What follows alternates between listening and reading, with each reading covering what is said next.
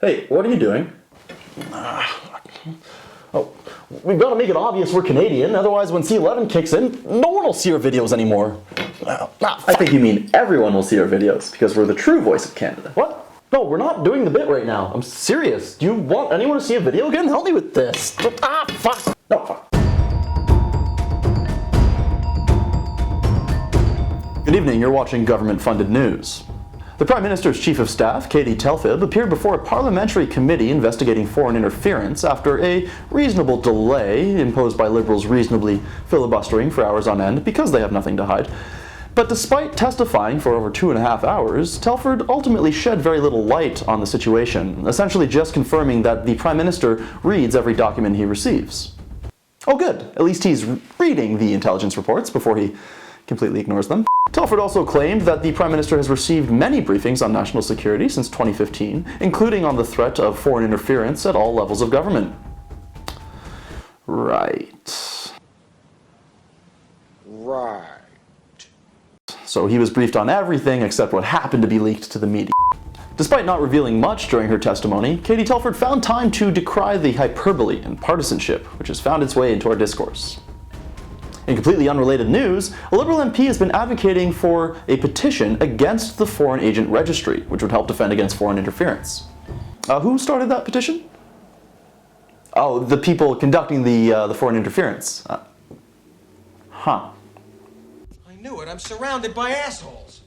Speaking of communism, a public health agency report released on Monday asserted that we must mitigate the core drivers of climate change, including white supremacy and capitalism, as well as strengthen public health systems, funding, and abilities to actively engage in decolonizing action.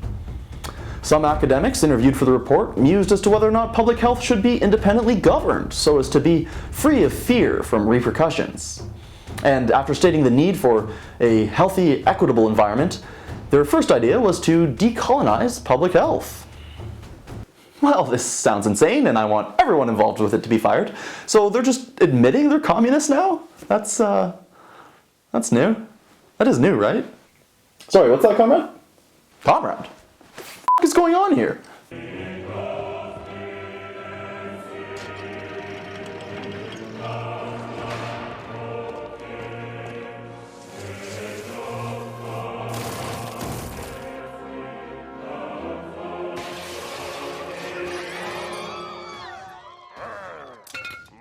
Crush capitalism. Earlier this week, Pierre Poilievre brutally murdered every single CBC employee. Our thoughts and prayers go out to the families. Oh, wait, what are you talking about? He didn't murder anyone. Are you sure? Why are all these people acting like he did? Look at Trudeau. CBC Radio-Canada serves right across the country, delivers local news and local content in many regions of the country. That, yes, has been challenged over the past years, but the idea of adding to that challenges and laying on by attacking this Canadian institution, attacking the culture and local content that is so important to so many Canadians, really indicates the values and the approach that Mr. Poilievre is putting forward. And I think it is telling. Oh, they're all upset because Twitter labeled the CBC as government-funded media.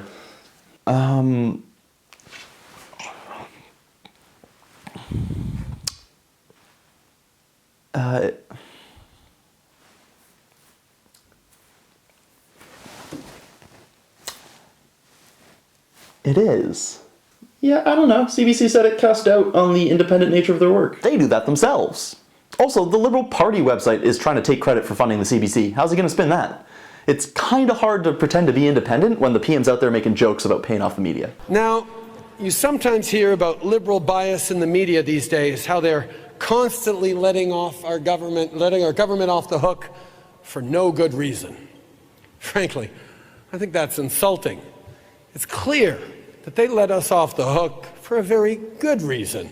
Because we paid them $600 million. Now that CBC has paused its Twitter activity in retaliation for being correctly labeled, like the BBC and NPR, The small percentage of Canadians who consume CBC content only through Twitter will now be deprived of important stories like this one, detailing the trauma experienced by students at the University of Manitoba after a coordinated and international effort by neo-Nazis and white supremacists hung up a bunch of 8.5 by 11s with "It's okay to be white" printed on them.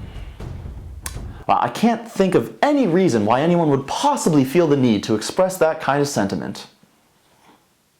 Oh well, back to telling everyone how racist they are.